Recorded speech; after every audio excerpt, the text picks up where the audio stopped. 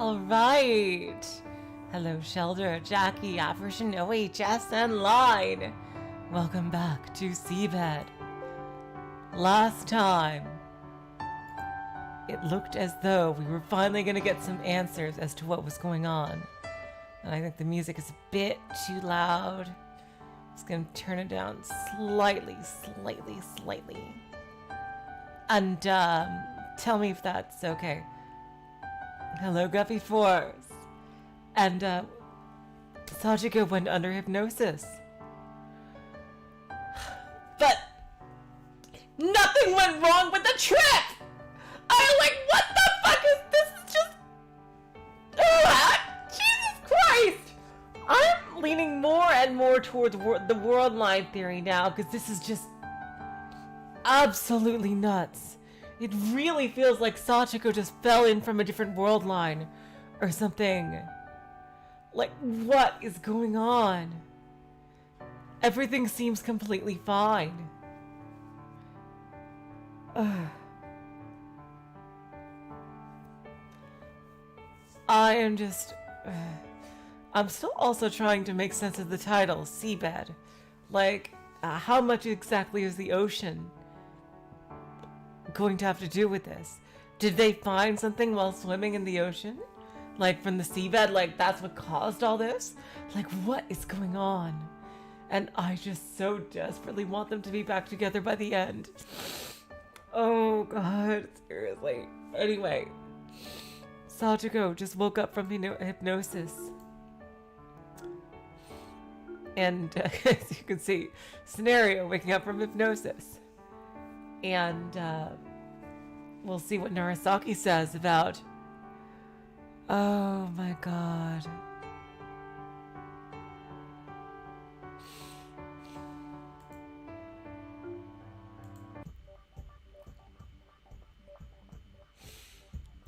Narasaki welcomed me back with a steaming cup of coffee.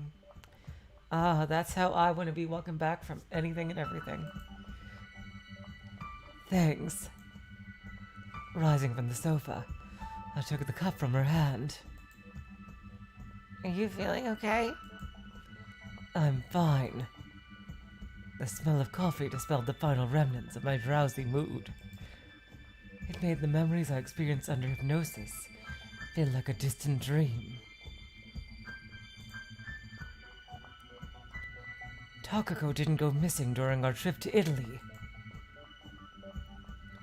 I recounted the events I experienced under the effect of hypnosis. Narasaki nodded. And it seemed like that trip occurred before Inukai joined your company. How do you know? I confirmed the date on the ticket with you. Smart! Oh, you can do that? I told you before the procedure. But your subconscious memories usually remain in your head a lot clearer than the ones you're conscious of. Oh, that's fascinating.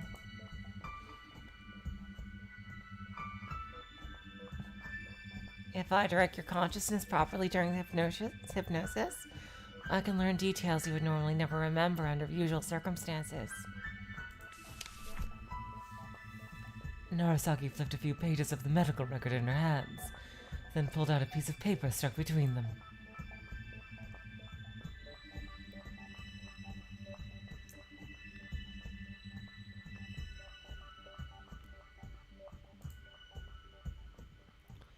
For starters, we learned that there is, after all, no proof of Takako working at the company after Inukai was hired.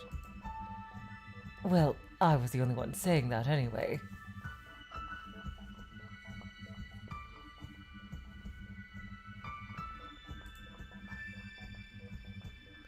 Narasaki drew a line on the paper. Hello, T. Hello, Jackie. Oh yeah, that's right. I already said hi to you. I'm sorry. Welcome to the stream. Now, there is nothing contradicting Inukai's statement. I suppose so.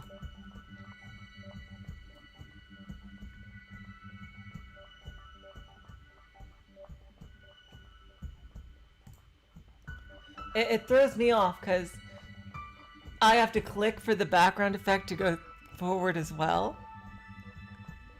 Like, I forget that the animation just doesn't go forward on its own. I have to click for it, so I just keep on forgetting that's the thing I've got to do. Narasaki crossed out the part of the timeline where I said Takako had disappeared. But now we've got another problem. When did Takako really disappear? And why did I think I kept traveling with her, even after Inukai joined the company? Exactly. I took another sip of the hot coffee. And where did she get the idea that Takako disappeared on the Italy trip? There should be some kind of police record of her being missing. Like, surely she could look at this up with the police when the missing persons report was filed.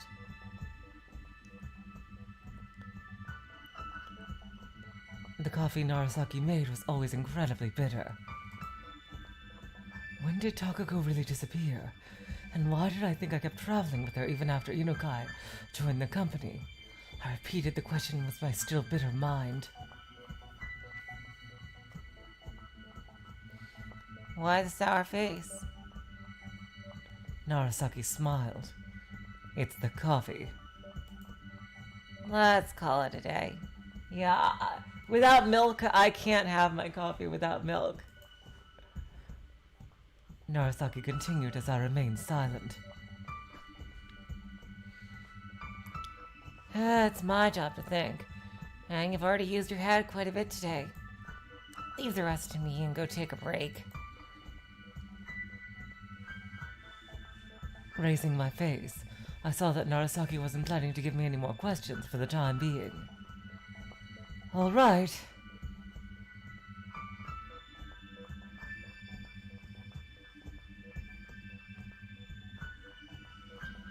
I gave her a reluctant reply. Don't worry. We're getting closer to the truth. It does seem that way.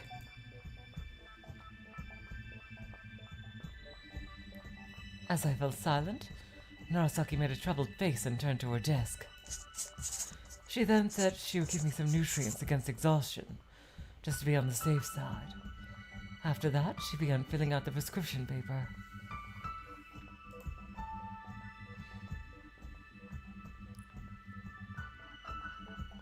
As I absent-mindedly gazed at her do her work, I spotted a piece of string peeking from her pocket. It was the same string she used to hang the 5-yen coin earlier.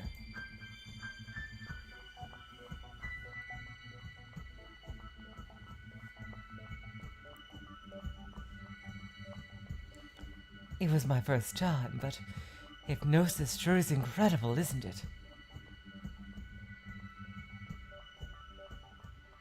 I had specific clues for the scenery and date this time around, so guiding you to those memories wasn't all that difficult. What do you do when you have no clues? Nothing. It'd be equivalent to trying to look for a book whose title you don't know even in a massive library. Here you go.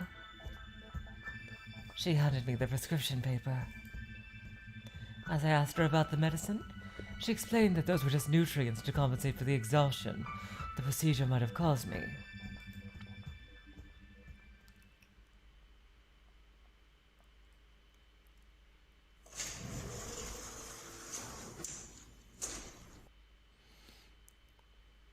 I entered the drugstore to see a family sitting on the bench, most likely waiting for their medicine to be prepared. I passed by the benches and handed the prescription slip to the clerk. Thank you. The female clerk unfolded the paper and gave it a closer look. Do you have any allergies? No. Do you have any questions about how to use the medicine? No. I will call you when your medicine is ready. Feel free to sit down while you wait. The clerk rose from her seat and disappeared beyond the glass door, further behind the counter. I sat down on one of the benches and placed my handbag next to me. The rays of the warm afternoon sun fell on my legs through the drugstore window. The line between shadow and light quivered around the area of my knees. This is Fumi's other job, Jess. I'm kidding. I moved slightly toward the shadowy area. As the bell rang, a man entered the store with a prescription slip in hand, prompting the woman I just spoke with to return to the counter. I could see two people in white coats walking back and forth between the shelves, further beyond the counter. Mrs. Kashara? Mrs. Kashara Mitsuko. Oh, that's... Okay. Mrs. Kashara. Mrs. Kashara Mitsuko. The female clerk called out a name in an emotionless tone. The mother of the family, sitting at the bench, put her newspaper down and walked over to the counter. I was about to pull a paperback from the handbag I had left at my side, but I changed my mind, stopping my hand midway. Hello, Void Dweller. She's at a pharmacy. I stood up and continued to the medicine corner, examining the various labels.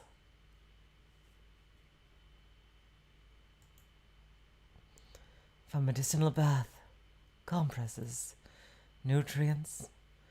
I was looking through the merchandise, trailing my finger against the labels as I read them.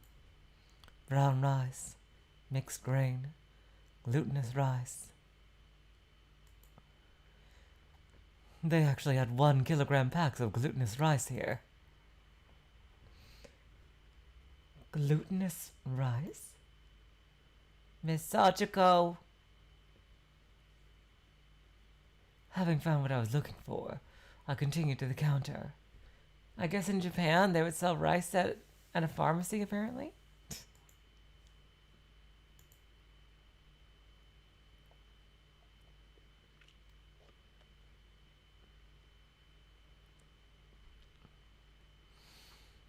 I caught a taxi as I left the drugstore and told the driver the address of my office.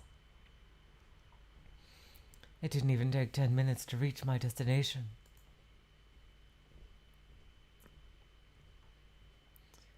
Could I have the receipt, please? After fiddling around with the taxi meter, the driver printed out the receipt. I took it from his gloved hand, and after paying the fare, stepped out of the car.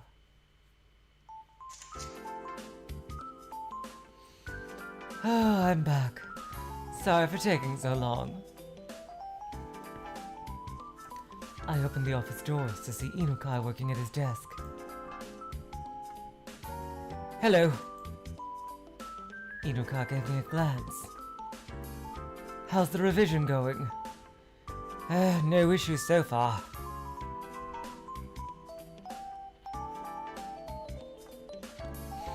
I glanced at Fumi sitting next to him. Holy shit! Oh my god, look at all the sheep! Oh my god!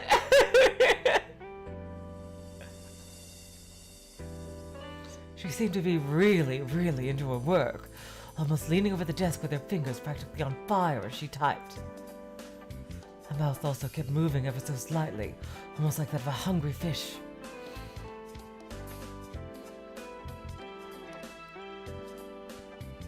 I listened to what she was mumbling to herself. I wonder if he'd bet if I aligned the text to the right here. But the colors of the background and the letters overlap there, making them too hard to read. Oh god, graphic design is my passion! I suppose I should lower the saturation in the background. It's like she's in a trance. Oh. It's like she's in a trance. Inukai adjusted his glasses. Who do you think she's talking to? It's not the first time this happens. Considering the way she talks at times like this, I believe she is discussing matters with those sheep sitting on her desk. Inukai directed his emotionless gaze at Fumi. With the sheep? Oh my god!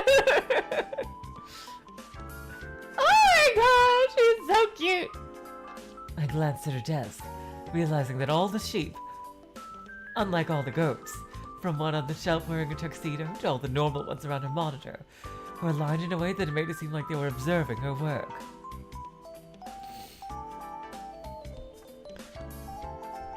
I believe she goes over the entire process one more time, summarizing the important points and making presentations to them. Then, to avoid too much subjectivity influencing her work, she asks the sheep for opinions, improving her designs according to their feedback. I see.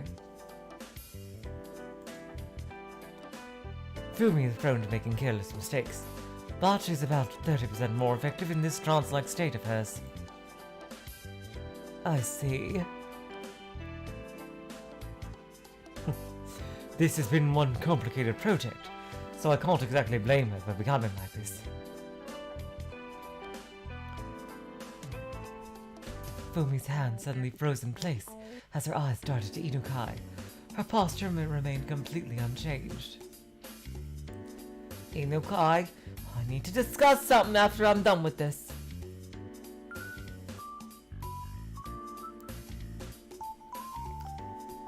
After that, she returned her eyes to the monitor and resumed work.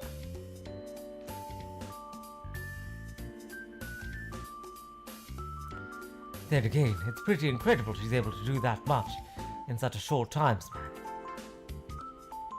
With those words, Inukai picked up his teacup and cleared its contents with a single gulp. Damn.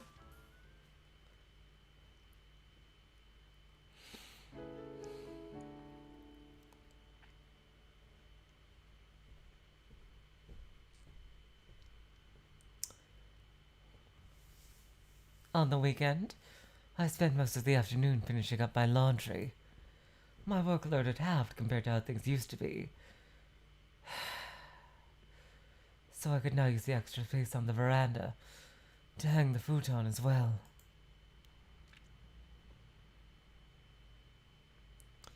As I began dusting it off, I heard the exact same sound of someone hammering on their futon in the distance.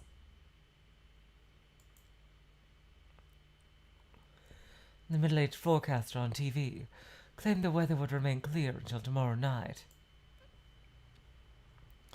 As I finished hanging my laundry, I moved to the kitchen and began preparing today's lunch.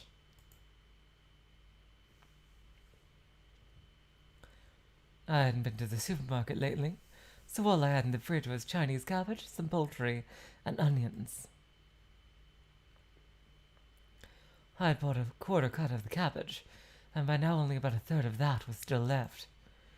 With no eggs, I had to give up on making oyakodon.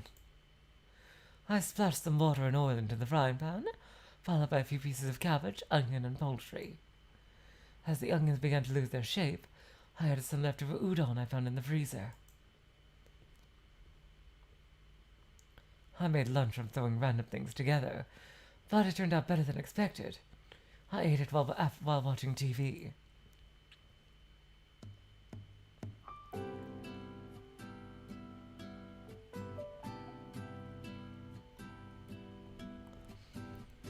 On my way to do some shopping, I dropped by the library to return books I borrowed.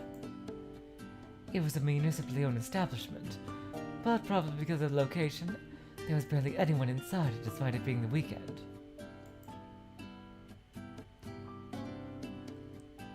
Back in the countryside where I grew up, all the libraries would be filled with school children on days like this, to the point you had to really struggle to find an empty seat. There seemed to be slightly more people around compared to my previous visit, but it was still nothing compared to what I've been used to. Oh, that's right, Jess! We might see the return of the librarian! On the right-hand side from the entrance, a separate space was set up for children. It had a small bookshelf lined with various picture books. They were the same fairy tales I used to read as a child. A story about a penguin traveling around the world on a patch of ice. Another story about a cat that loved quizzes.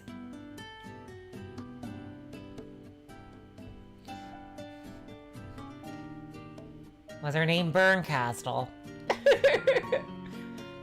I moved to the left side of the entrance, where a bunch of tables were lined up next to a set of large windows that made the spot ideal for reading. Not only were all the normal seats empty, there wasn't anyone using the lavish and comfortable-looking sofa either.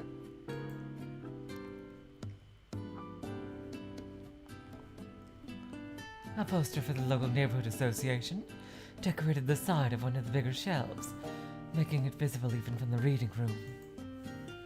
As I wandered into the psychology section, I spotted the librarian who printed my card. Yes!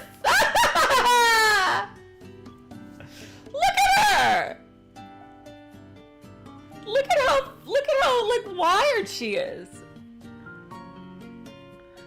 I made a bow, which upon noticing me, she returned with a bow of her own.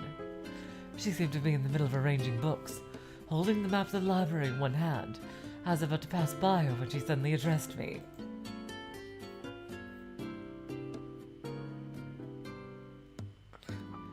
You're the same person I paid for that membership card for the other day, right? Did the books you borrowed prove to be of any help? I didn't expect her to yell out to me like that and in a high-pitched, shrill voice, but after a few minutes of startled silence, I answered that they did. To tell you the truth, most of the books from that section are a bit on the old side. But since someone finally borrowed some of them, I could use it as an excuse to honor newer editions! After placing the book sheet folding back to their respective ledges, she pointed at the shelf with the volumes I borrowed her originally from. It did seem like there were a few more books there than before. Judging from the titles, they were mainly focused on hypnotic therapy and the workings of the brain.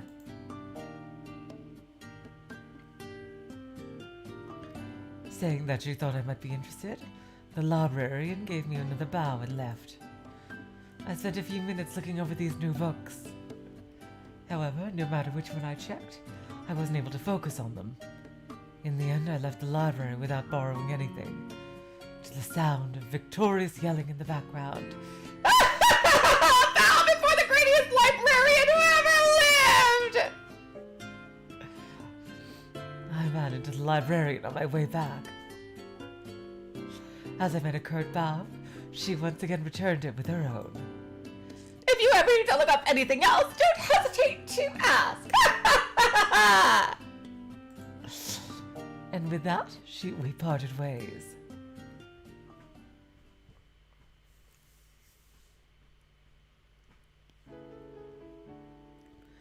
That was a short-ass chapter. My God. That should barely even count as a chapter. I placed the toothbrush back into its cup, washing out the last remnants of toothpaste from my mouth with some ice-cold tap water. When I returned to the living room, the morning news was on. As I looked outside the veranda, I saw large gray clouds blanketing the sky. I snagged a glass from the kitchen cupboard, filled it up with water, then used it to water the plants I kept outside. As it had been a while since it rained, the dry soil absorbed the water right away. Interesting. So is there like a rash of missing people? The search for the two missing Japanese citizens is still ongoing. Turning my attention to the TV, I noticed the news reporting on a boat accident that happened somewhere in the Southern Islands. The announcer began describing the event in detail. I picked up the remote control from the table and changed the channel.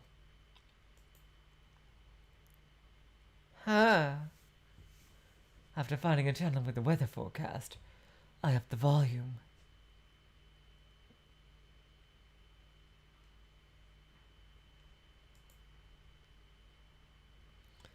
Cloudy with a chance of rain, or so they said.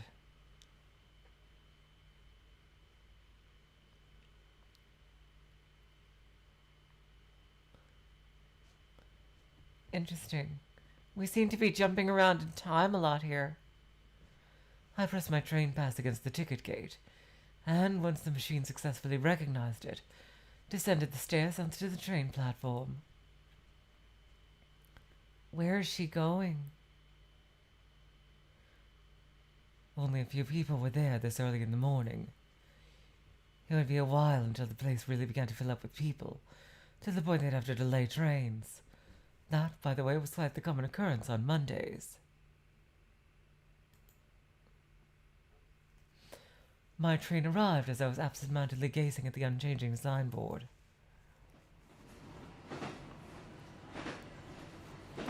I claimed an empty seat near the edge of the car. With nothing else to do, I decided to look through the advertisements inside the train car. Oh, God.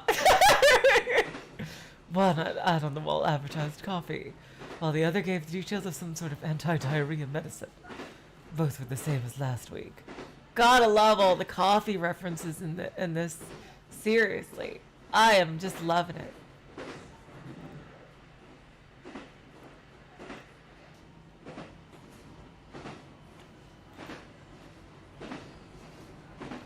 Next up were the posters hanging from the ceiling.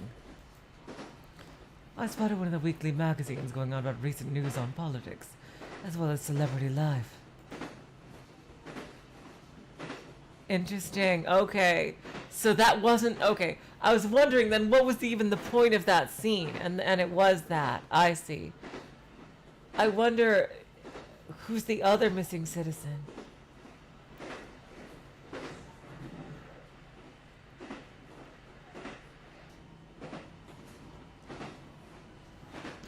Oh my God. Oh wait. Dr. People in Steins Gate is the best thing ever. Oh my God.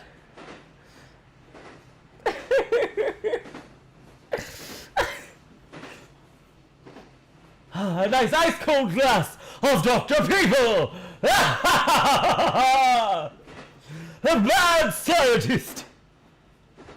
And that's my best Hoi Kiyoma voice. But I've already read all Steins Gate, so that's, I guess, how you would hear, the most you would hear of it. Unless he makes a cameo in some of the other science adventure novels.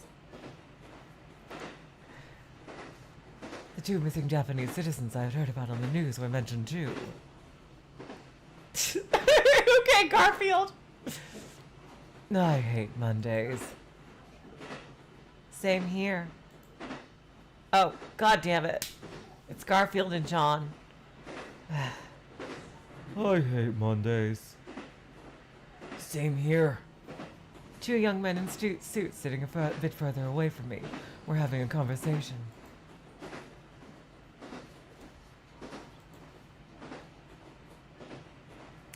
I'm guessing it's that guy that she's overhearing the conversation at.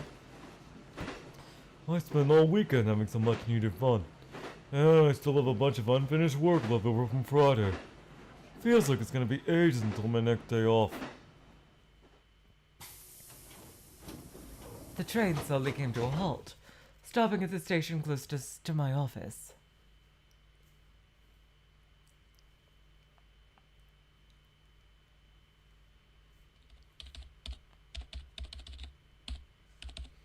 Oh, now we get typing.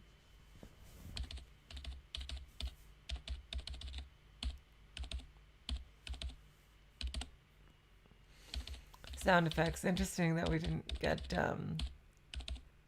typing sound effects for Fumi. Even the neon lights beyond the window were starting to go out. Oh, it's because that was one of his catchphrases.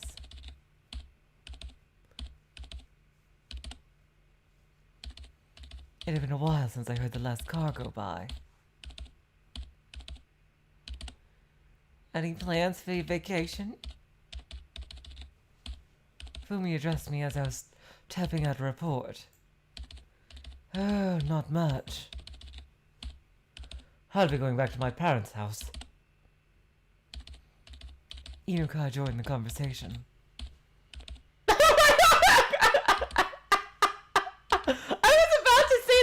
joke, but I thought it would be too mean. But Fumi beat me to the punch.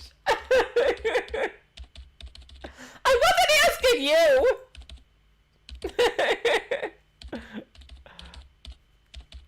Damn.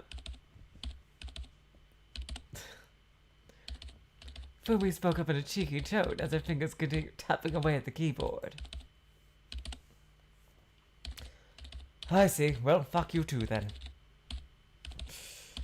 Inukai let out a faint snort and returned to his own work. I was planning to take a trip. You know, I kind of brushed it off earlier. But I'm starting to get the feeling that Fumi has a crush on Sachiko. They're based on the way she talked to her earlier. I don't know. That's a possibility I'm gonna entertain until we hear otherwise. Based on how she was saying, "Oh, if I only had a relationship," you know, like. I was planning to take a trip to the hot springs this year. Would you like to go together? A trip to the hot springs? I transferred the finished report's data to the printer. Most of the documents from the mountain of papers on my desk were now fully checked, revised, and logged. I think we'll be able to start our vacation oily if we continue with this pace. Are you sure it's okay? Oh. God damn it, that's Fumi's question. I think we'll be able to start our vacation early if we continue at this pace. Are you sure it's okay? Well, we've already cleared on all our main goals for the end of the year. The rest depends on how soon you can finish the individual tasks you still have left. Awesome! Fumi briskly returned to work with a broad smile on her face. Inukai, too, began to type at a seemingly faster pace.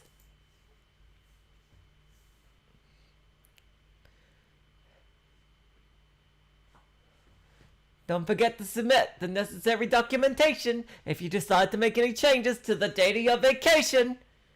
Yes, Fumi, I have that poster hanging up on the wall, too. I heard a quick chorus and understood in response. Oh, God damn it, that was her.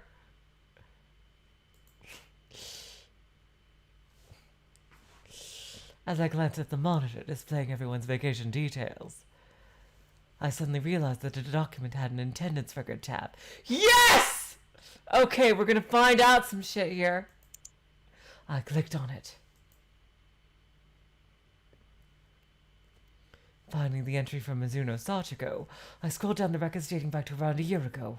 The last trip I remember taking seemed to be the one where I combined 3 holidays and 2 days of paid leave to be able to leave for a whole week.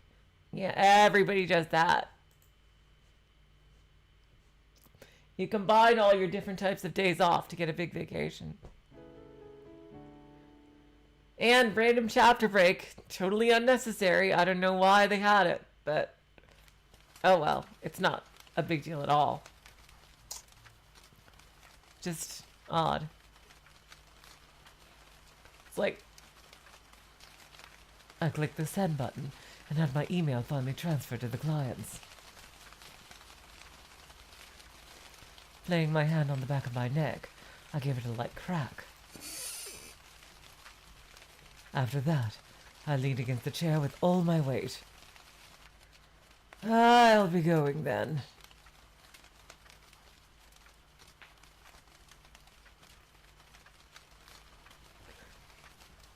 Oh, that's Inukai. God damn it! Why do they show the words before the sprite? They should come up at the same time. Especially if you're not going to have name tags.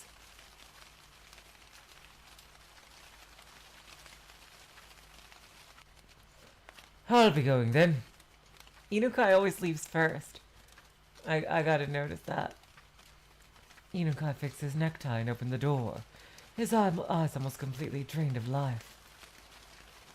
Thank you for your work today. Inukai nodded and left the room. The round clock on the wall indicated that it was around midnight. With Inukai gone, the office became emptier. The sound of the lightly pattering rain against the window felt louder than before. It had been continuously raining for the past few days, and even though it momentarily let up around noon earlier today, it resumed again as soon as evening came. I could see the raindrops outside, illuminated by the glow of the office.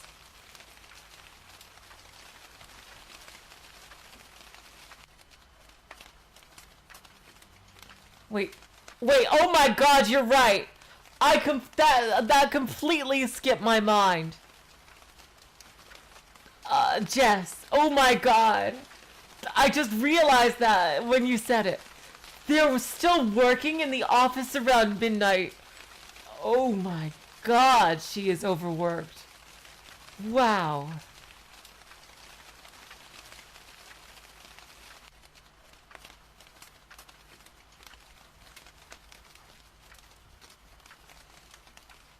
Oh, hello, Dimitri. Welcome to the stream. I don't think I've seen you before. Holy shit, it is crunch time. I guess they're also trying to get in more vacation days, too, with what they were saying earlier.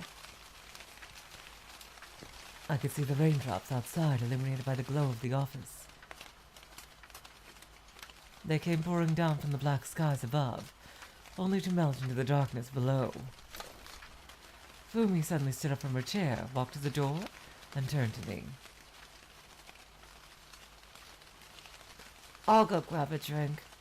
Want me to bring you back something as well? Just a coffee, please. God, I am living for all this coffee shit right here in this story. After a nod, Fumi left the room and headed for the vending machine. Oh, once I'd seen her off, I closed my eyes and began to stretch my muscles a bit. As I would swallow by the darkness of my closed eyelids, it felt almost like the only thing that existed outside was the rain itself. I gotta say, when you're at home and it's raining at nighttime, that is probably one of the most comforting sounds to fall asleep to. A rain on the roof. Or at the window. A passing car ran into a puddle of water, collected from the drainage at the side of the road, splashing the sidewalk. Jeez Louise.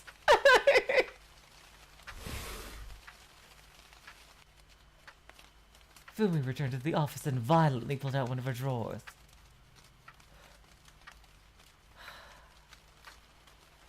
So this maybe might be happening in her mind.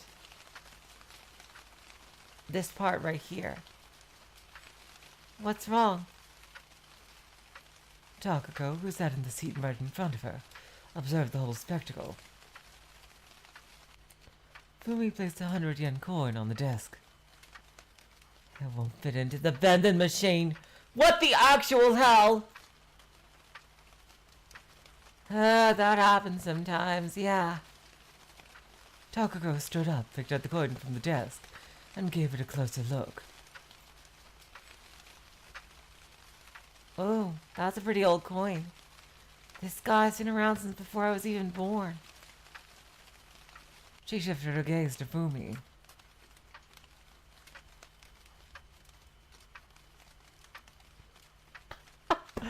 Oh my god! Oh my god! Jess! Oh my god, yes.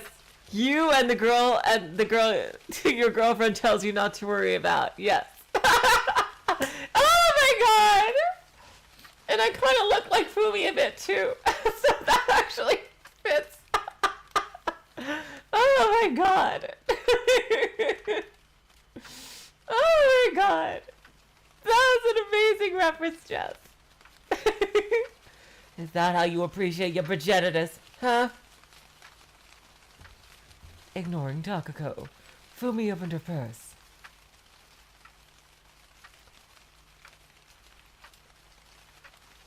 It was already around before we existed. You denounce it just because it won't fit into your fancy vending machines. Huh. I couldn't help but chuckle at Takako's characteristically random antics. Is something the matter? Fumi gave me a glance.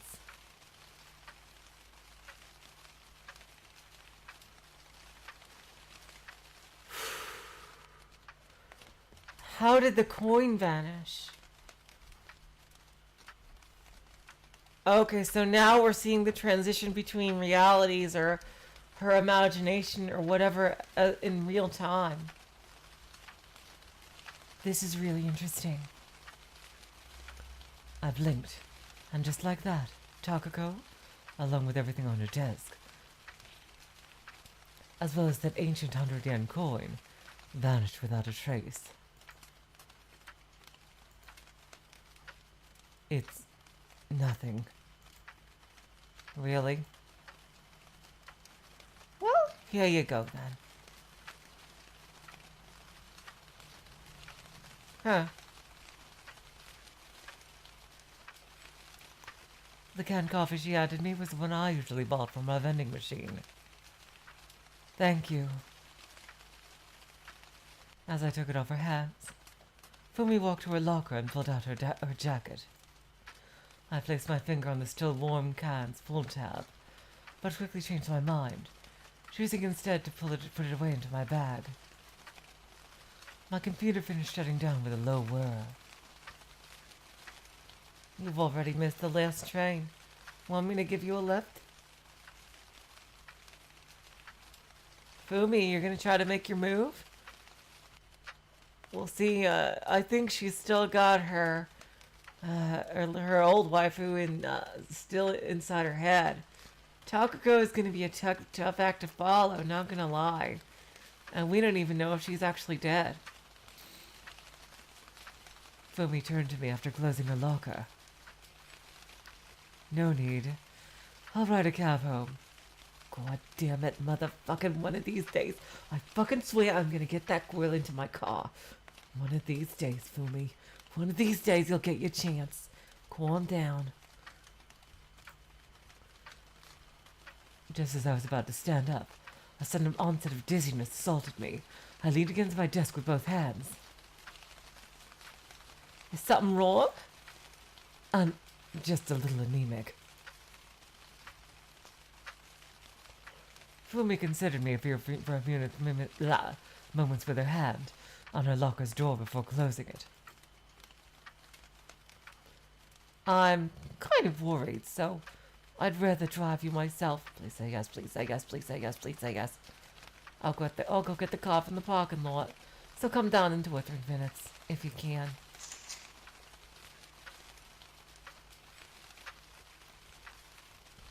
She hadn't left the office before I could say anything. Sitting back in my chair, I pressed my palms against my temples. I felt somewhat better afterwards. I then opened my bag and took out the canned coffee from earlier.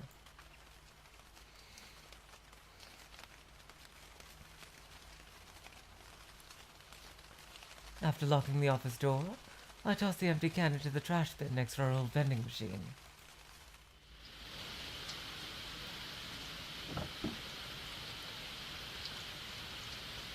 I left the building about 3 minutes after Fumi. After spotting a smallish car in front of the entrance, I climbed inside and sat down in the front seat. Welcome to my lair!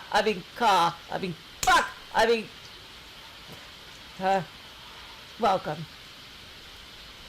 God damn it. Don't blow this for me. Don't blow this for yourself. You finally got it after so many years of waiting. I closed the door. Thanks. No problem. Fumi's car was a hatchback type that didn't separate the interior from the trunk, making it more spacious on the inside than one would think from a mere glance. Oh, there's a typo here. From a mere a glance, it should be a mere glance. That doesn't...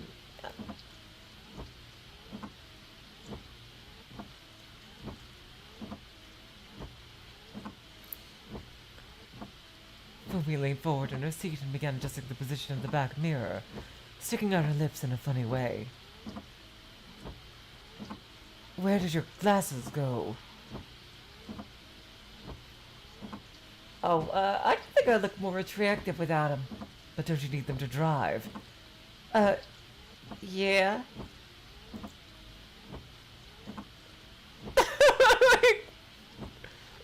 Don't worry, those were fake anyway. What?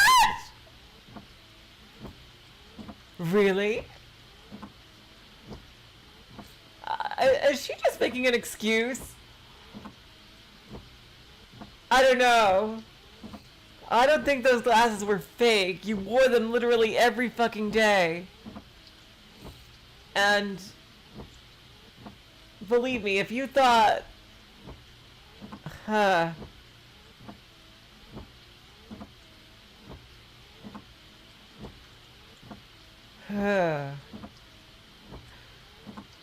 Fumi, don't risk your safety just because you... just because you want to look attractive to your boss here. Please. I don't think she'll find it attractive if you get her into a car accident. I fastened my seatbelt with a sharp click. As the car in the back mirror passed by, Fumi placed her right elbow on the doorknob to her side and stepped on the gas. You didn't need glasses? Oh, okay, see, oh, good job, Fumi, good job! I'm wearing contacts, so it's okay. So, you wear fake glasses over your contacts. Will you stop asking these questions?! Yes. I wear fake glasses over my contacts. A totally, completely normal thing to do. What, don't you do that? I do it all the time. Everybody does it. You're weird if you don't do it. I had no idea. Oh my god, this is adorable. I chuckled. Oh my god, so did I, Sachiko. This is adorable. She's trying to get dolled up. Oh my god.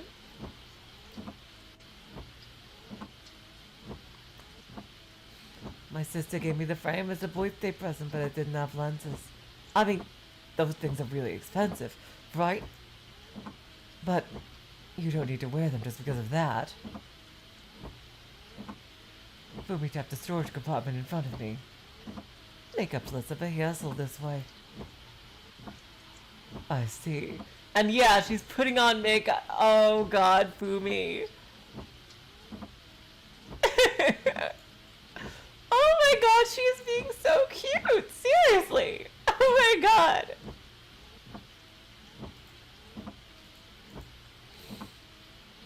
I saw you were wearing glasses when you read books. Are you farsighted or something? My eyes are fine. I wear the glasses so they don't get worse, actually. Interesting.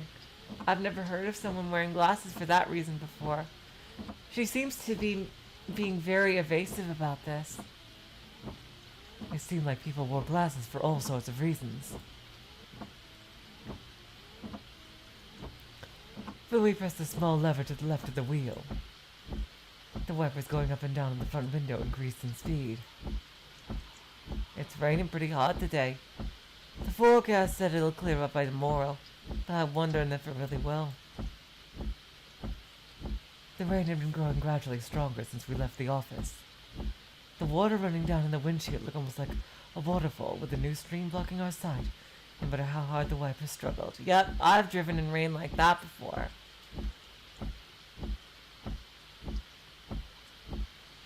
A ray of light suddenly pierced the sky. Was that lightning? The sound of thunder reached us around the same time Fumi said that. Seems so. I suppose the rain won't be stopping anytime soon.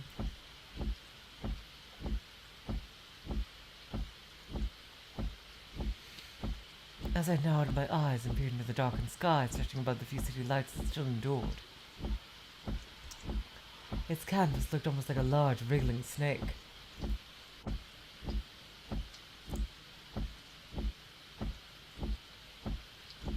You look tired.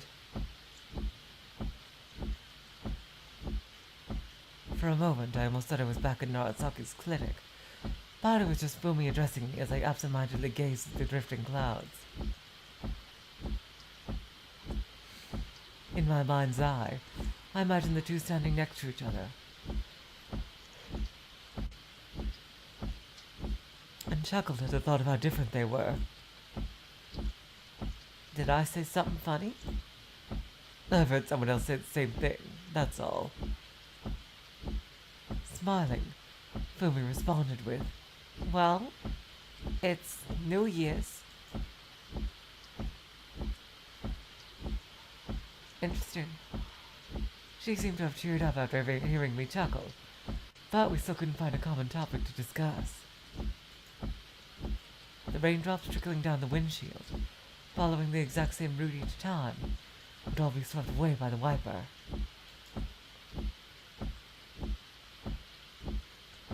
I imagine we won't have to stay this late again anytime soon, at least as far as this year is concerned.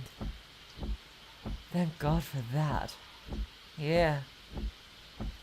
You definitely pushed yourself too hard this year. What makes you say that? Oh, God damn it, I swapped them. Ah!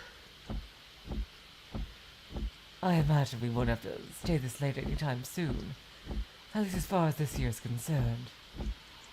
Thank God for that. Yeah. You definitely pushed yourself too hard this year. What makes you say that? I saw you spacing out and talking to yourself a lot lately.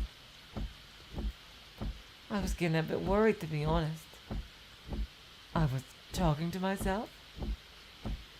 Fumi nodded. Well, you rarely actually spoke, but you seemed deep in thought all the time. I tensed up, worrying that she might have noticed my condition. But Fumi added, I think you were talking about work or something. Happens to everyone. That's a bit shocking. I thought I was being careful not to let my exhaustion show. Fumi smiled, her eyes still fixed on the road. You're usually pretty difficult to read, so it would actually make it easier for me if you were more open. I don't even remember the last time you took a vacation. Made me wonder if you actually take any time to rest. Interesting. Huh.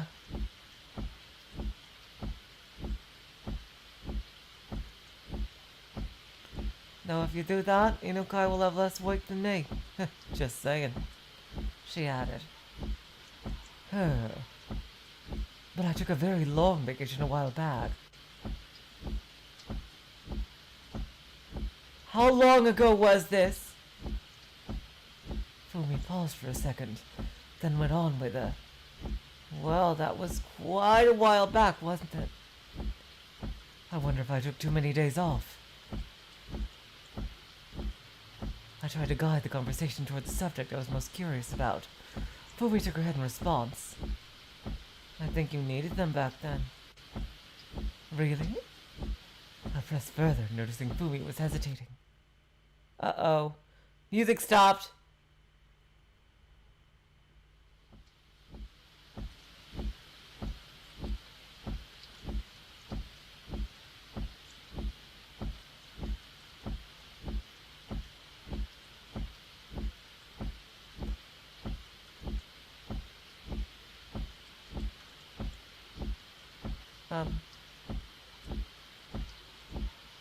It was around the time Miss Takako passed away.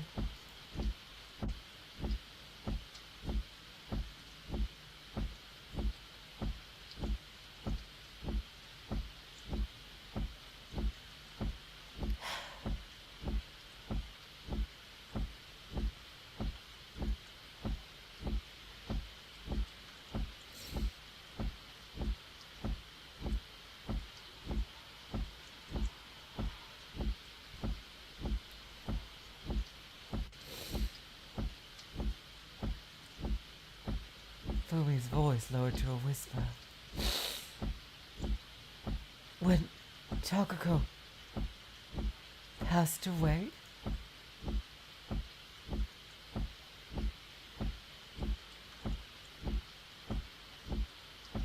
I'm sorry, You don't normally show emotions, but back then, everyone could tell you were trying to suppress more than what was healthy. I couldn't do anything. I was so worried. I'm sorry. I didn't mean to put you through that.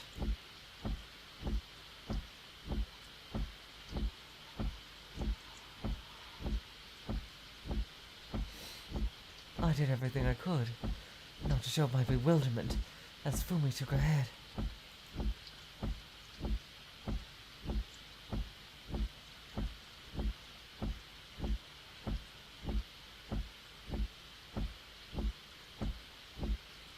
Did she die before the vacation?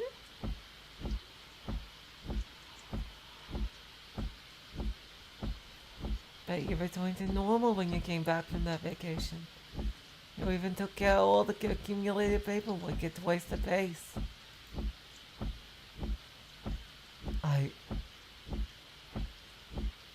couldn't spend the rest of my life moving around and crying.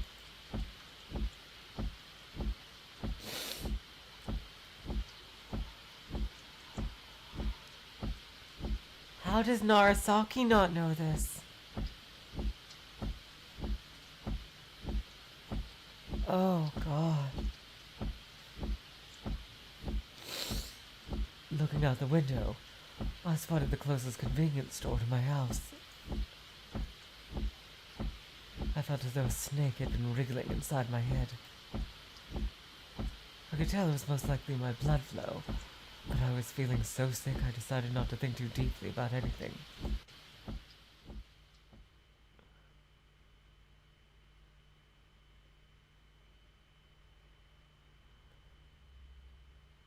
Thanks for the lift.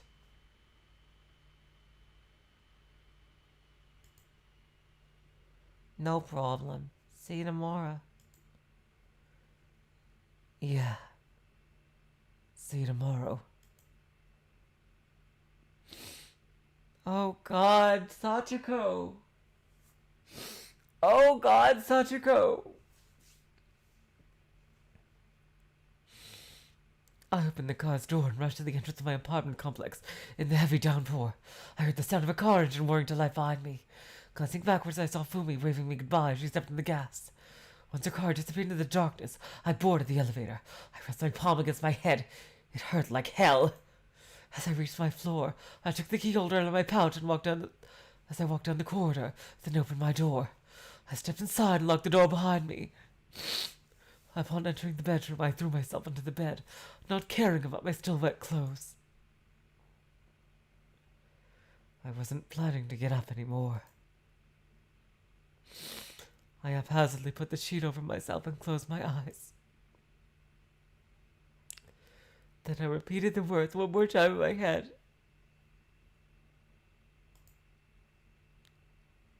No!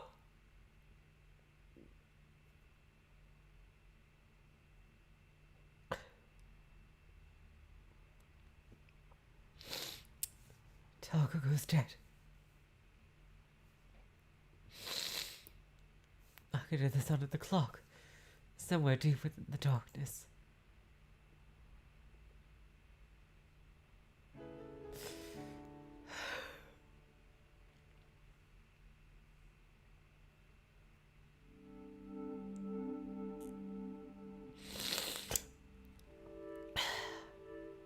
Whoa, green text. We're not on 4chan here. What's going on? Oh my God, I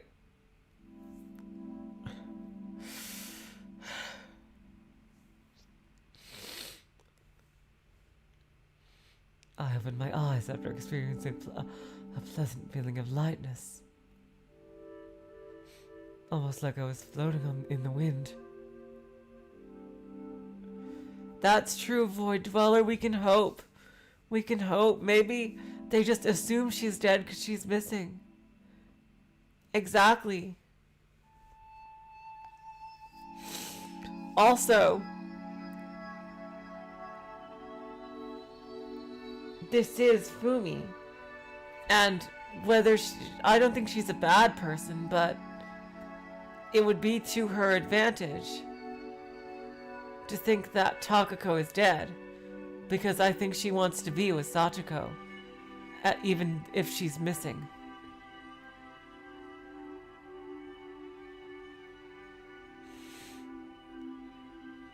So, who knows? We can only hope for it, Dweller. Surely there should be some kind of grave, even if her body was never found. There should have been a funeral or something.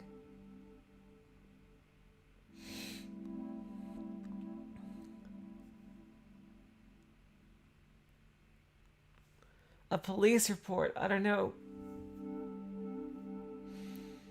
I opened my eyes after experiencing a pleasant feeling of lightness, almost like I was floating in the wind.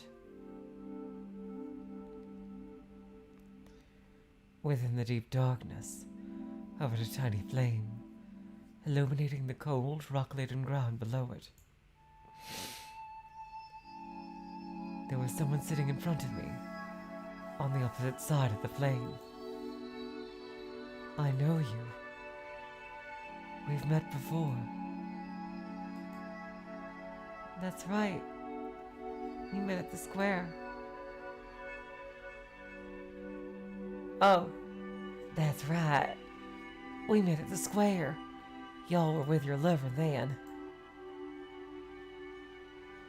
Oh, damn. Here we go. Here we go into the crazy shit. The crazy shit is starting.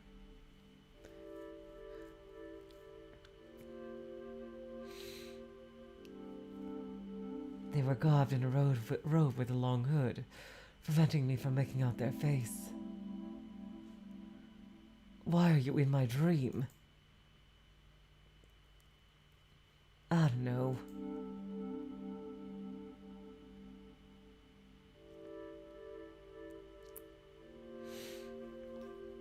Now, as I said, Jess, I don't think she's doing it on purpose to be like that, like...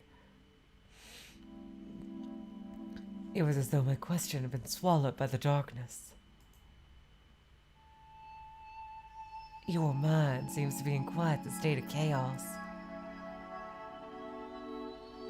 Perhaps y'all are even more confused than you even realize.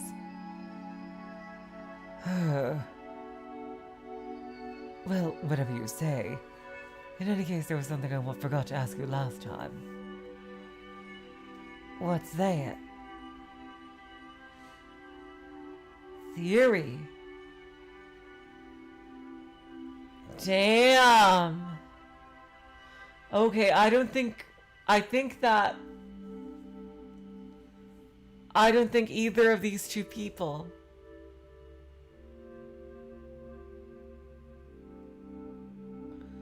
are who I think they are.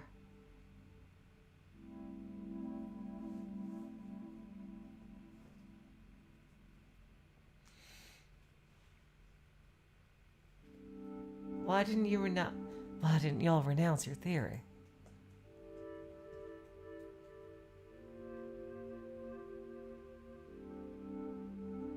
What theory?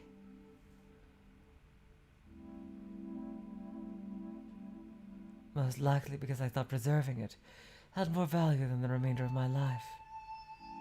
Why? Life versus theory. Yes. Here we go with the sci-fi shit! I don't know, I don't believe I know we're supposed to know who either of these characters are who are currently talking.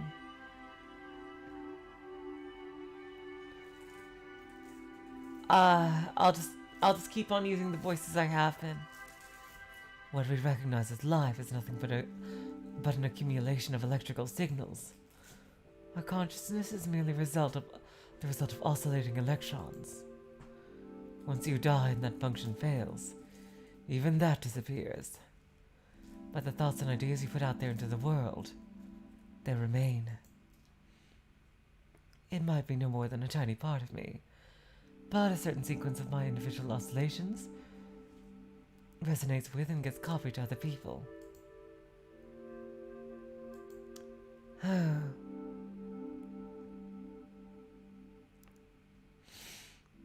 It is, of course, hardly anything special. Everyone's doing it. That's just kind of animal we as a species are. For instance, singing songs of love, gazing at pictures of your homeland, reading letters. The feelings of the creator are conveyed, and thus find new life within the heart of the beholder. It's quite simple. I suppose that makes sense.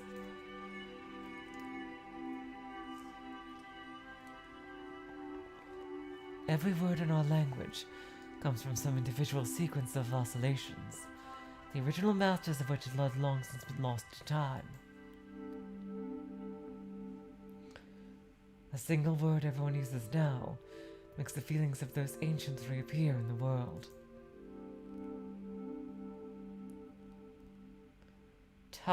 Is this Takako? Did Takako sacrifice her life for something? I feel that's a tad more significant than a few years of living. Like a bubble from the shrouded depths of the sea. Right. The bubbles melt together, change their shapes, and form feelings even more complicated than the original.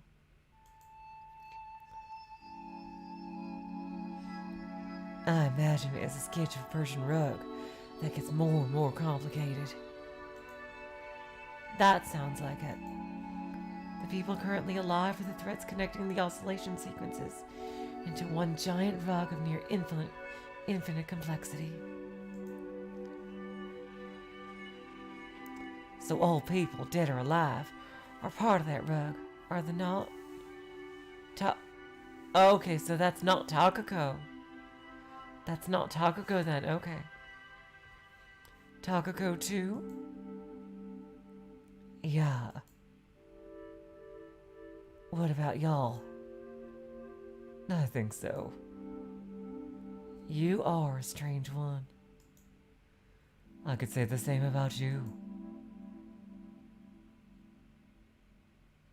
So who is this? It's not...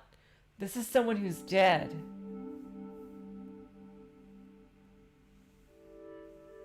Talking to Sachiko?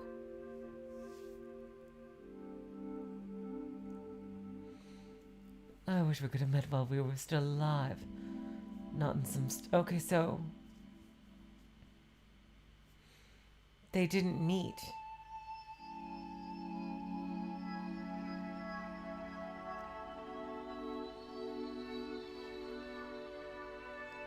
Huh. Is this... Wait a minute. Theories? Who works in science that we know? Narasaki? Is Narasaki a ghost? No way. But, wait.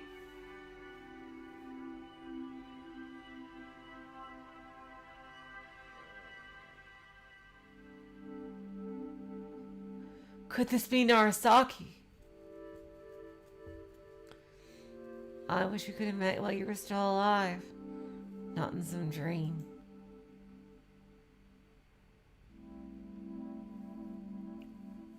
Indeed. This is a dream completely isolated from reality. You've come up with everything here on your own. Perhaps I have. Oh man, this story just gets more and more badass. Holy shit. But I'm extremely interested in what y'all are trying to achieve now. What are you talking about? The person fell silent. The gradually waning flame around us no longer reached their face. It seems like time's up.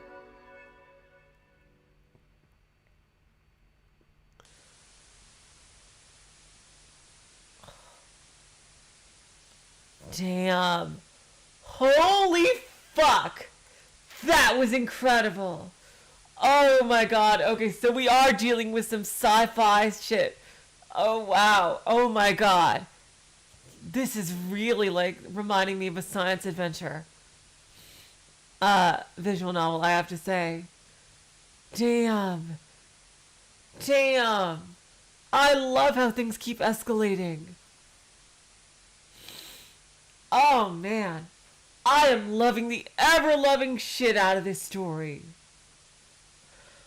I had zero expectations coming into this. I had no idea what it was going to be like, but holy shit. Wow. There is clearly somebody died to protect a theory of theirs. And now like supernatural beings or, afterlife or ghosts or whatever are talking. It's like, oh my god. Like, so far the only flaws I can find in this story are technical ones. This is like, you know what strangely this is reminding me of? And not just because I'm watching a Let's Play of it currently, but Paper Mario: The Thousand-Year Door. In the sense that that game, to me, has perfect graphics, characters, storyline, gameplay. However, the one place where it fails is level design. There's just so much backtracking for literally no reason. It's an absolutely phenomenal game. I think everyone should play, by the way. But it's like, it's so weird. Like, to get so much right, to be doing so much well in the store, in a game or a thing, and then get something completely just purely on a technical level that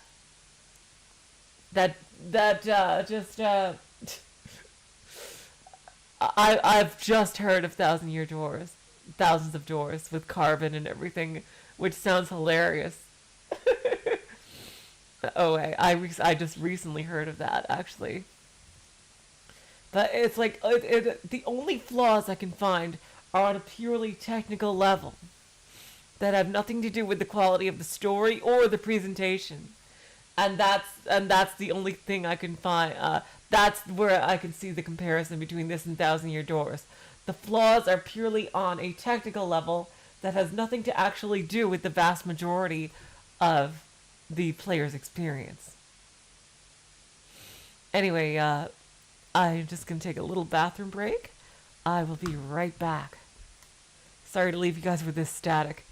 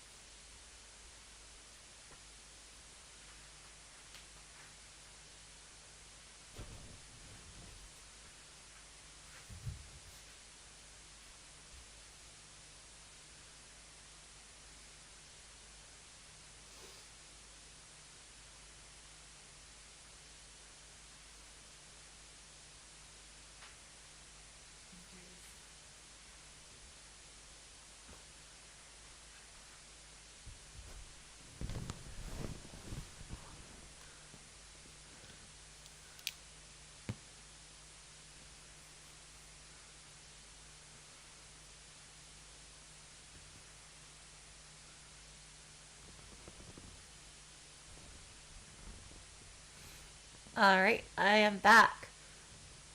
Oh my god. I can't wait to see where this goes. I slowly opened my heavy eyelids, waking up to a grating noise. Lub-dub. It sounded like something hitting a large drum.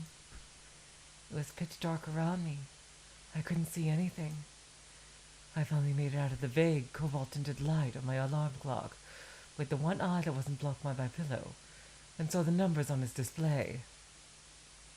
Lub-dub. Gee, the sound seemed to be coming from my chest.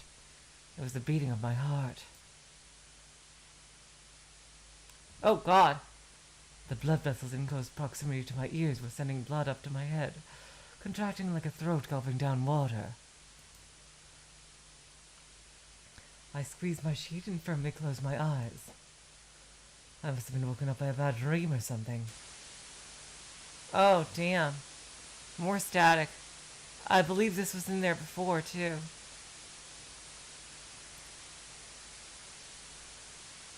Hello, Nagels. Welcome to the stream.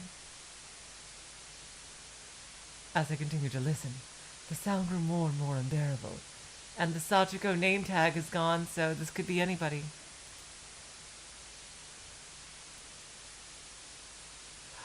It's a flashback. This static. This static. I heard someone flush the sheets. As I opened my eyes, I saw Takako's back. I reached out, but my eardrums almost exploded as my arm brushed against the sheet. Still enduring that terrifying sound, I finally managed to reach it back with my palm. Is something wrong? As I was unable to force out a single word, Takako, with my hand still against her back, spoke up herself. Is it another one of those?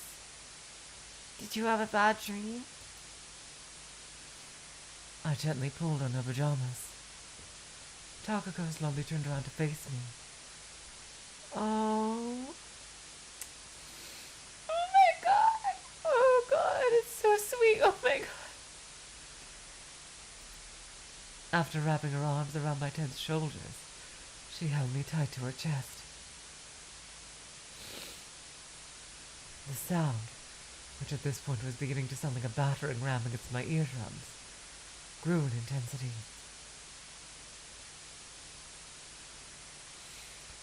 The rustling of clothes, the compressor, each and every little sound in the vicinity assailed my ears like the boom of thunder. Compressor?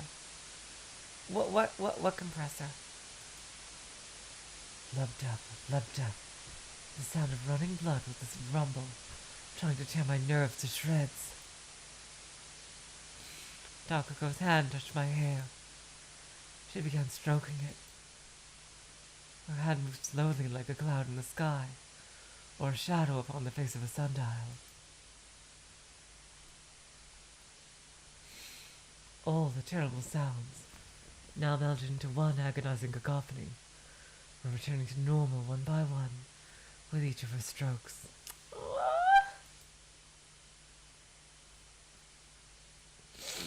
The fridge in the kitchen, the digital clock next to my pillow, the wind howling against the window, they became more and more distant. I'll be up until you fall asleep, so relax.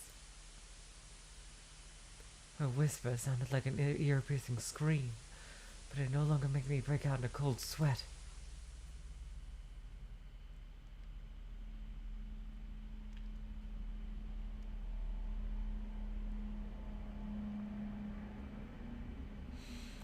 Feeling something warm against my eyelids, I opened my eyes.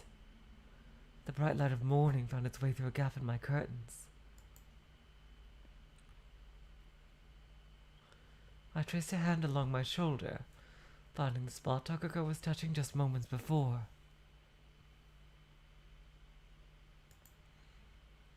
I could feel warmth, the unmistakable trace of someone's touch.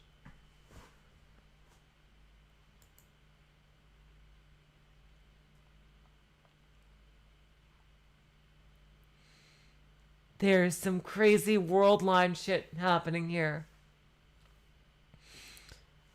There's gotta be. Looking at the bed after I had climbed out of it, I noticed some wrinkles on the sheets. Almost as though someone had really been lying next to me.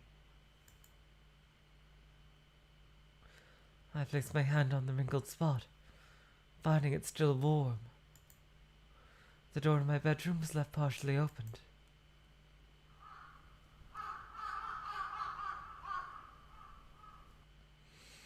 A crow sounded a shriek, letting the slumbering city know that morning had come. I heard the sound normally.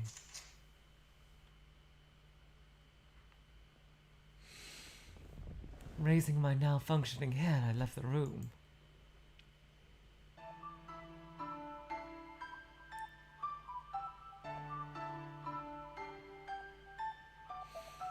I told Narasaki what Fumi had told me. Again, the pacing?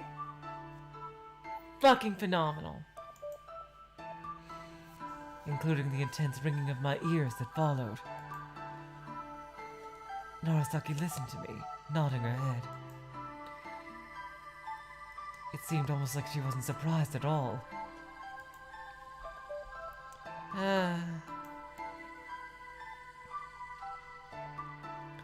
Narasaki left a pen on the desk and placed a hand on her chin.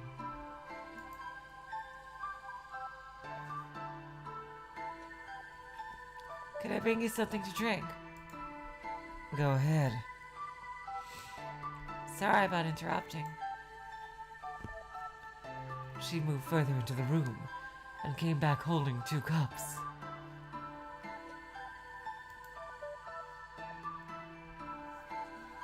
I use this to keep myself awake, so it might be a tad too strong. Narasaki placed one of the cups next to me. Thank you. I was about to take a sip, but the coffee was so hot it burned my lips. I used the silver spoon that Narasaki handed to me to stir the cup a little.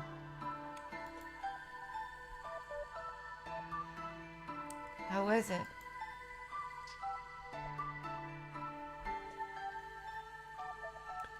After cooling down the coffee to a tolerable temperature, I took a very small sip, just to wet my lips, but still ended up wincing at the taste. It's bitter. I've heard that hard roasted coffee beans weren't supposed to not carbonize and retain their sweetness. And I've heard that light roasting actually makes it retain more caffeine, so it's more effective at waking you up.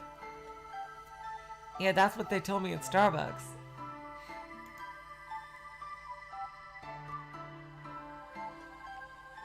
I'm not sure how it works with caffeine, to be honest, but the taste of this one is enough to drive sleep away from me. It's more of a mood thing, I guess. I took another sip, then left the cup on the desk.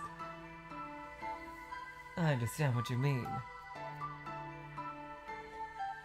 Narasaki cleared her throat, drank up the last remnants of coffee from her cup in a single gulp, and left it at her desk. I could see black dregs trembling at the bottom of her cup. Managed to calm down a little? Yes. You don't feel sick or anything? I had a headache when I heard what Fumi had to say, but it's already passed. That terrible pain was gone by morning. Good. My head doesn't hurt, but I no longer understand what's going on with me. Narasaki drummed her fingers against the desk. I urged her to answer faster. For one, we can tell that Takako has passed away. Surely you can look this up. How did you not find this information earlier? How did this information not come up in your earlier search? That's definitely true. How can you say that for sure? Surely, then there should be some proof to it. There should be a body, a freaking funeral spot. Like, I don't believe that for a second without some concrete evidence. Fumi could have very well been just saying that because of how much time has passed since anyone has seen Takako.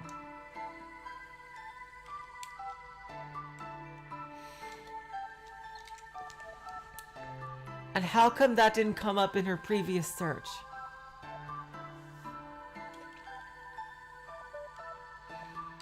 I furrow my brows. Do you have proof? You've only forgotten about it. I've forgotten that too. Besides, I know how and when it happened. Then why didn't you say anything earlier?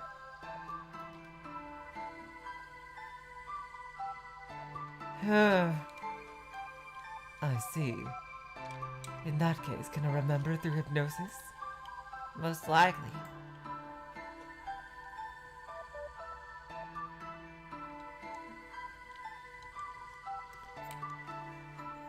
Narasaki prepared the sofa we used last time and made me lie down. We don't need to go into sleep as last time. Just relax and listen to my words.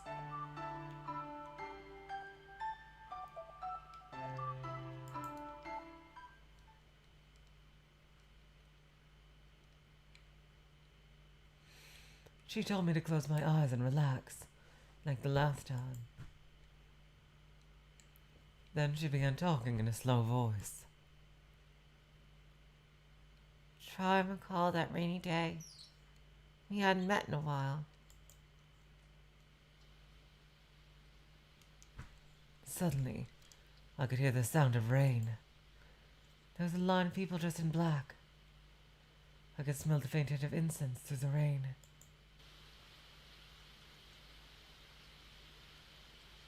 Look at this CG.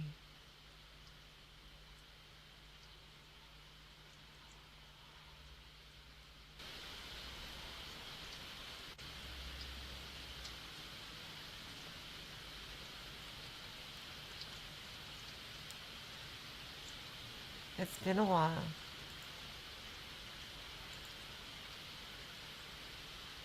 I'm Narasaki. Do you remember me? She handed me her business card. If you need help, you can always come to me.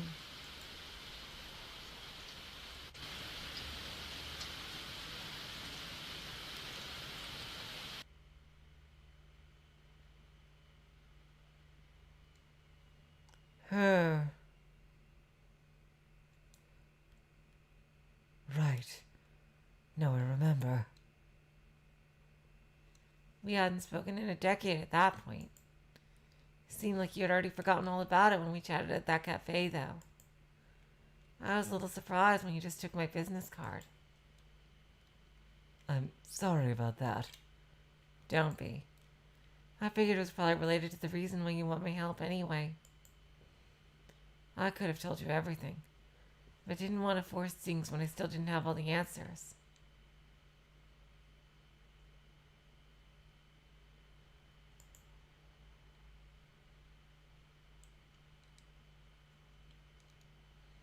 Apparently, Narasaki was planning to tell me about Takako's death after pinpointing the cause of my condition. I see. You've probably already realized this much, but I imagine you force yourself to forget about Takako in an attempt to cope with her loss. I was worried that making you remember would only upset your mental state, causing your hallucinations and ear ringing to grow worse. But your guess was off then? Understanding what Narasaki said, I took another look at myself.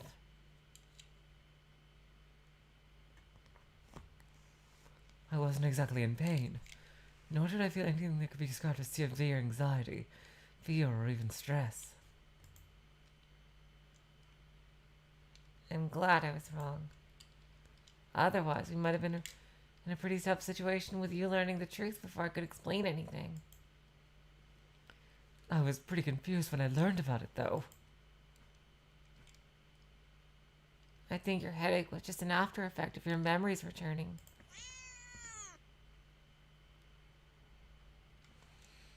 I heard the meow of the cat walking on the fence beyond the small window.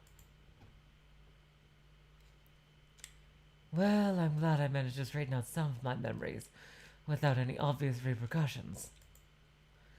This raises a couple of new questions. Oh. Just like the trip I saw during your hypnosis.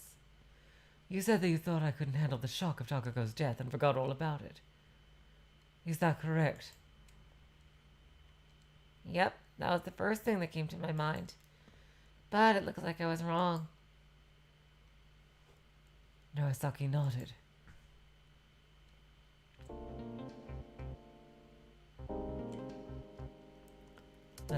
Let's fix these one by one.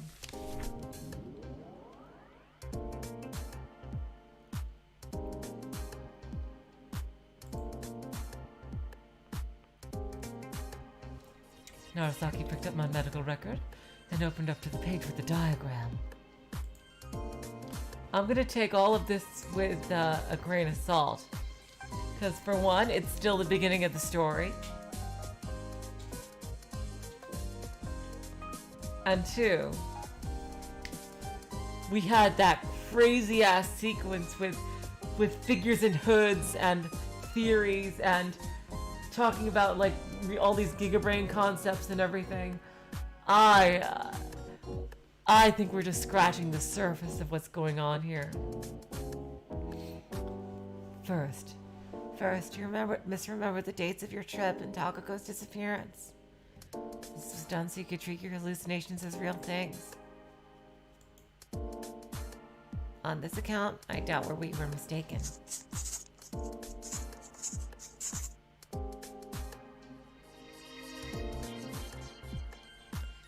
So we can now consider this memory discrepancy.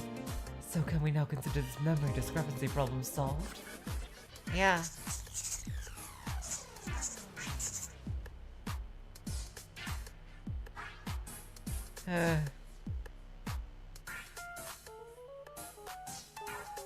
Next, I thought that your hallucinations were the result of a deep psychological shock caused by Takako's death. But that was probably off the mark. So what we're left with is the fact that Takako is nowhere to be found, plus your symptoms.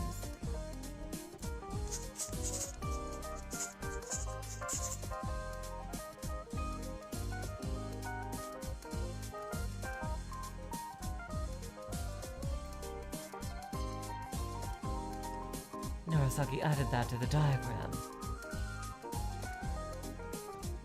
I gave it another careful look.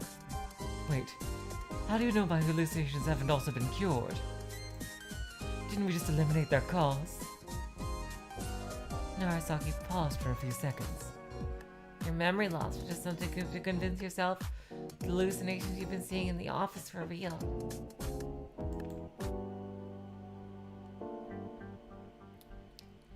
And in regards to Takako, whether she disappeared or passed away, it doesn't change the fact that she's not with you. It's possible you might no longer see hallucinations in the office, but as long as you're alone, your situation doesn't change much from before.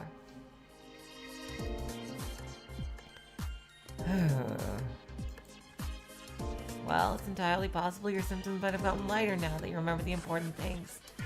But this diagram doesn't show the cause of your hallucinations to begin with.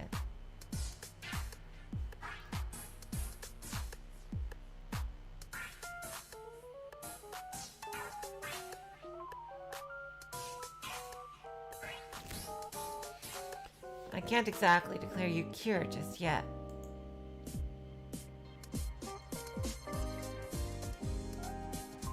Everything has a meaning and a reason, huh? Exactly.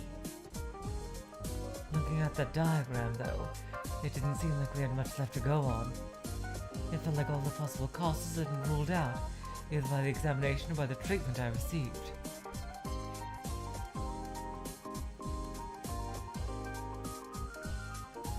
In any case, I suppose it'd be a good idea for me to keep coming here.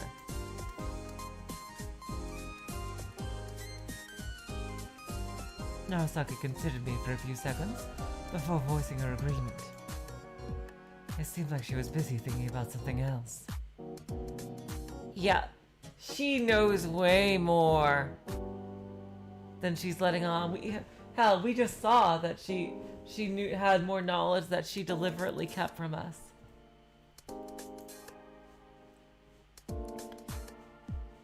Is something bothering you? Yeah. But for now, I have to keep observing you.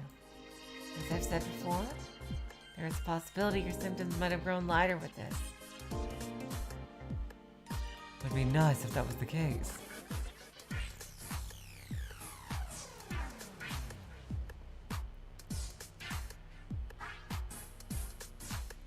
I looked at my watch, while Narasaki placed a pen and medical record on the desk, before shifting her attention to the calendar on the wall.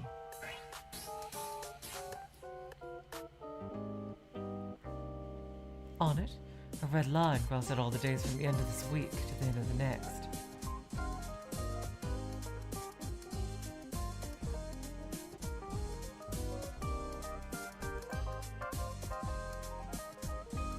You have a vacation coming up, right? Yes, that's right. Yesterday you worked late into the night, correct? I'm worried about your symptoms, but I'm just as concerned about your physical health. I highly recommend spending your vacation somewhere calm and relaxing. Do you have anything planned? Not really. Any place you'd recommend? Narasaki lightly scratched her cheek. I tend to spend most of my days off at home, so how about a hot spring? Huh. Oh wow, she is gonna go. Oh my god. Fumi is gonna be fuming with joy and other emotions. My god. A hot spring. A coworker of mine actually invited me on a trip to one just the other day. I suppose my hometown is more famous for hot springs than anything around here. But if I went back there now, I'd be opening a whole new can of worms.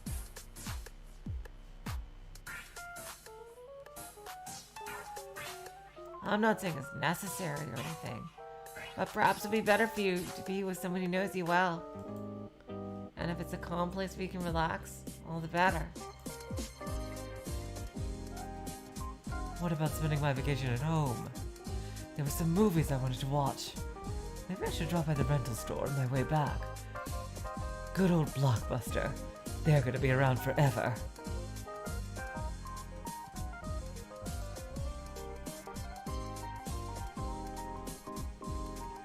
Narasaki slowly shook her head as if trying to look around the room, while I browsed through various movie titles in my mind.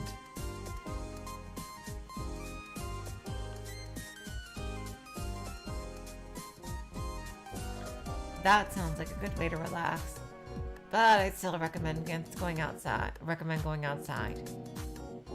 Would that be more effective? Yeah. Do you remember the conditions for making your memories surface through hypnotic treatment? Yes, I think it was information directly connected to said memories, like concrete sites, situations, and dates. That's right. You could say that in your head. Your memories are tagged or indexed in a particular way.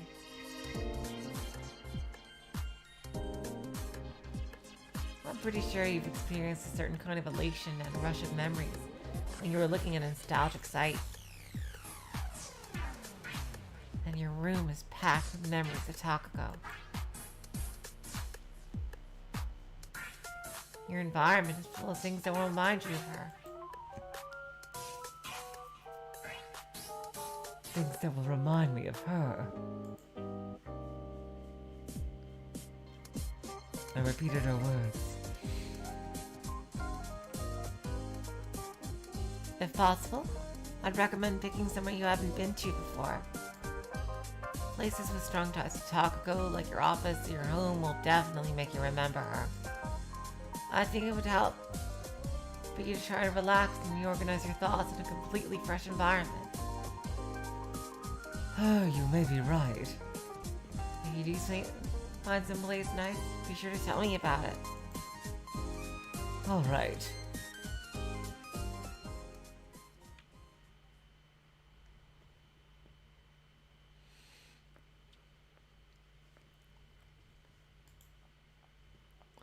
I went back home and finished the laundry. Then I scrubbed the bathroom and the wash basin until the sun set. After that, I cleaned the oil stains from the stove and the mold that had accumulated around the faucet. I also polished the sink until I could see my face reflected in it. Finally, I thought about how to spend my vacation.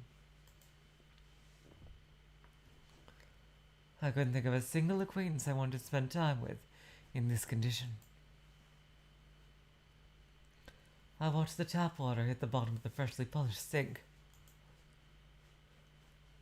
With nothing else to do, I sort of spaced out for a while. I observed the translucent flow of water from the tap as it burst apart upon hitting the surface of the silver sink. The water kept swirling around as it traveled down the drainage.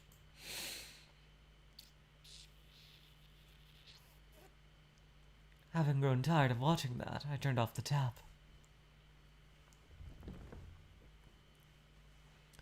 After observing the last drops of water disappear from the sink, I removed my apron and hung it on the rack. I continued to the bathroom.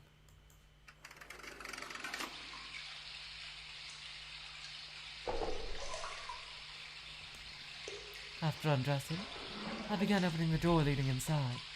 The steam from the bathtub escaped through the slit.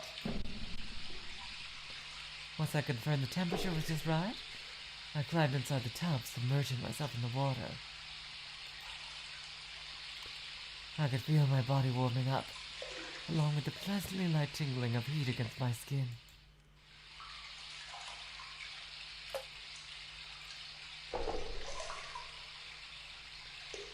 We should use this chance to go somewhere far. Oh. We should use this chance to go somewhere far. I heard Takako speak. Damn. Here we go.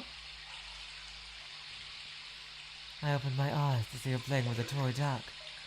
YouTube, please don't knock out my stream, please. Can't you see the censoring? Here we go, here we go. I opened my eyes to see her playing with a toy duck.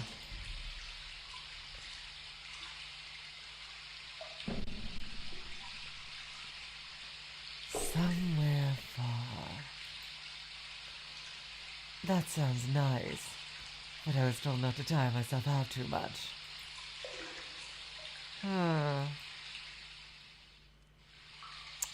God damn it.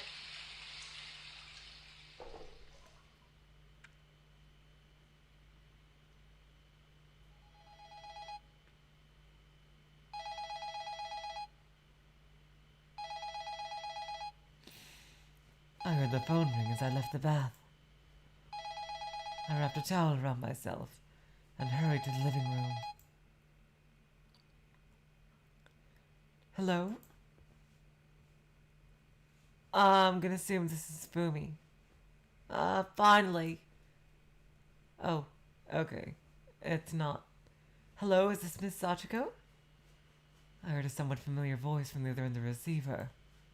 Yes? Fujisaka Nanai. That name sounds familiar. When was this said before?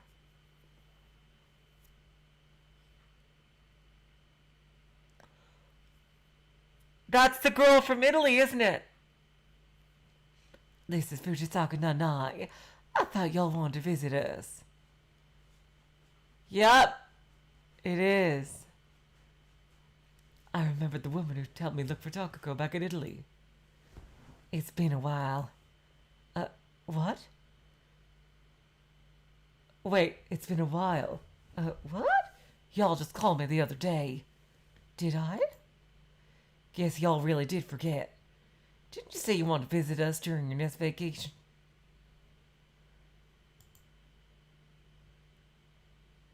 Interesting. But didn't she not give her contact?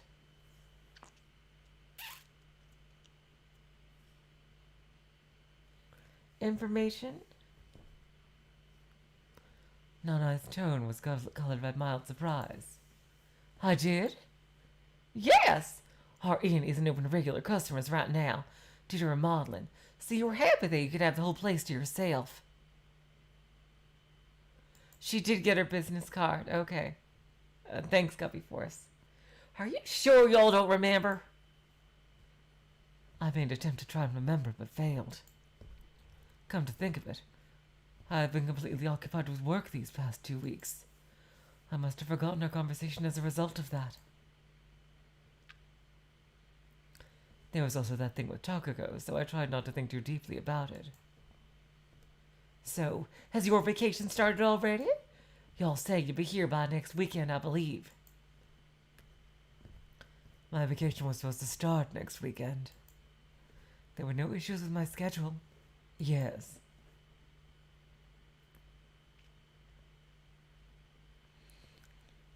After we finished our conversation, I hung up. I sort of just went along with what Nana said.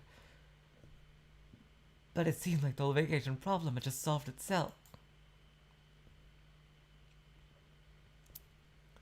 I returned to my room and pulled my travel bag from the closet. I found a pamphlet in one of its inner pockets. As I flipped through a few pages, a piece of paper fell out of the thing. It had Nanai's phone number and address written on it. I placed the piece of paper on the side table and sat down on my bed. I felt like I'd been letting circumstances dictate my decisions for me as of late. I inhaled a deep breath and cleared my mind. After a brief pause, I considered what I should think about first. I recalled my encounter with the Takako hallucination in the bathroom. It had been a while since I saw her naked. I wish that hallucination had stayed for a while longer. That felt good. I hadn't been horny in quite a long time. Narasaki's words suddenly reverberated in my mind. Everything has a reason. There was a reason why I misremembered the date of the trip and was confused about Takako's fate. According to Narasaki, it was most likely because I actually wanted to keep seeing Takako's hallucinations.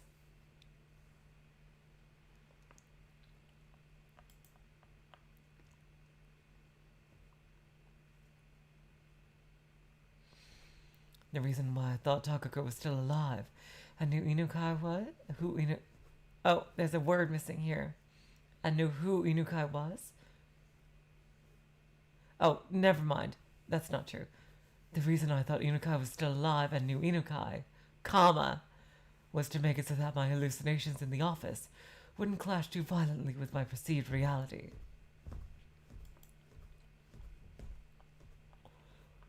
After thinking about it that way, it all made perfect sense.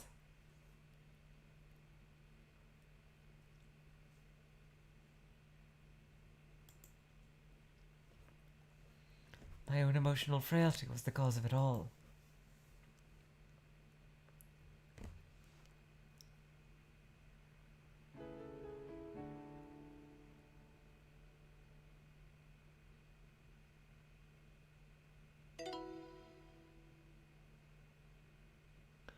All right, and a perfect time.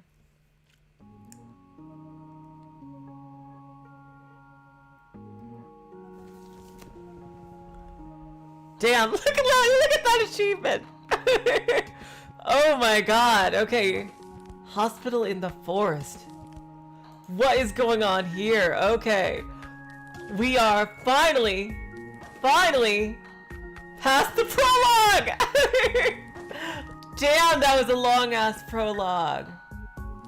You really recommend reading the first few lines of the next chapter? Okay. Okay. Click.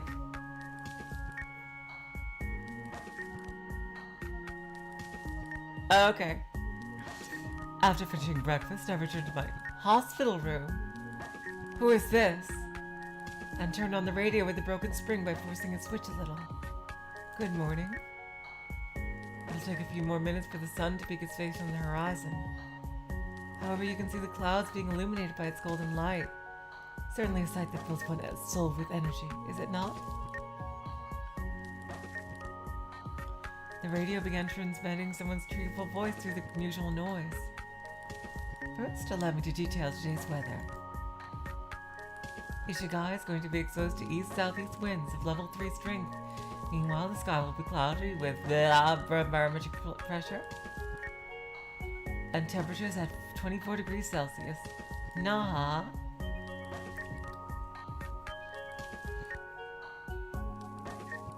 Oh yeah, hectopascals.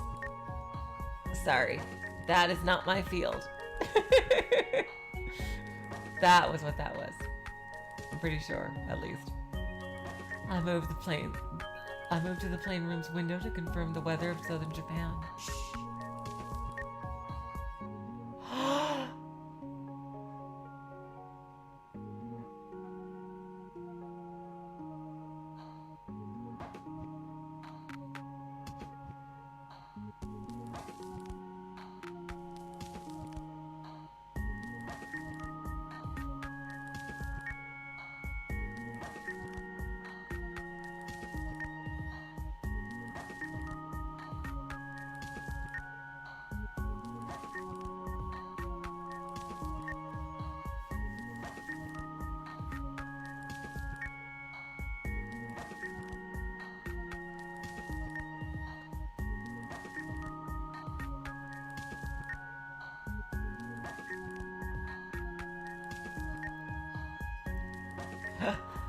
Oh, hell yeah! Woo!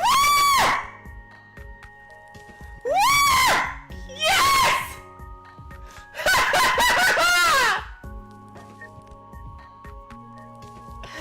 Oh, fuck yes! Woo! Yes!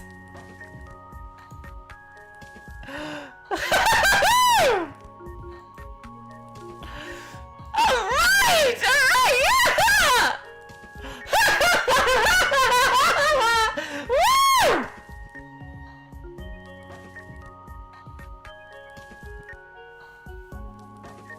Hell the fuck yeah! Let's see. Oh my god! Yes!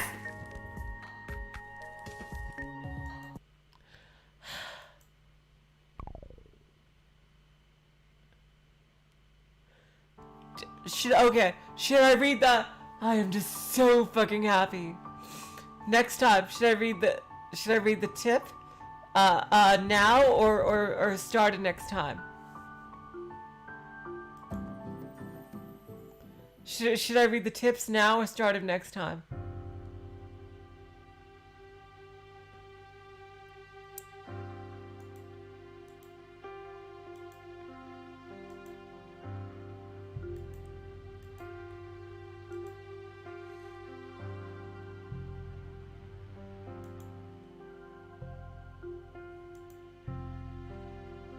Oh, the tip is long. Okay.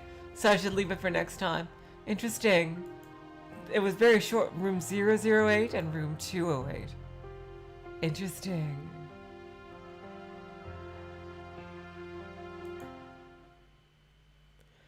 Okay, y'all. With that, I am 10 trillion% invested in this. Oh my god. Yes! I'm so happy! Oh my god.